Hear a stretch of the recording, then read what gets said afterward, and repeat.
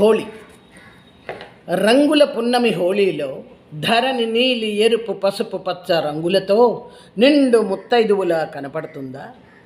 లేక నీలి పరికిణి గట్టి పచ్చని పావడా ధరించి ఒళ్ళంతా పసుపు రాసి ఎర్రని కుంకుమ దిద్ది 16 ఏళ్ల బాలాకుమారిలా మెరిసిపోతుందా?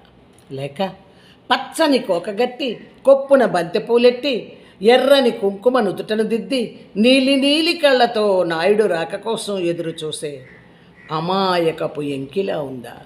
ఏమో, చూసేవాళ్ల కళ్ళన్నీ రంగులతో నిండిపోతుంటే లోకమంతా రంగవల్లులు దిద్దినట్టుగా పచ్చని తోరణాలు కట్టినట్టుగా కంటికింపుగా కనబడుతుంది. లోకమంతా రంగవల్లులు దిద్దినట్టుగా పచ్చని తోరణాలు కట్టినట్టుగా కంటికింపుగా కనబడుతుంది. కానీ ఏడాదికి ఒక్కసారి వచ్చే ఈ హోళీతో పాటు మతం పేరుతో, పార్టీ పేరుతో, ప్రాంతం పేరుతో ఏడాది పాటు ఎర్రని రంగులాంటి రక్తాన్ని చిందించే ఆ హోళీ మాత్రం మనకొద్దు వద్దు. అసలు ఆ హోళీ వద్దే వద్దు. బాగుందా?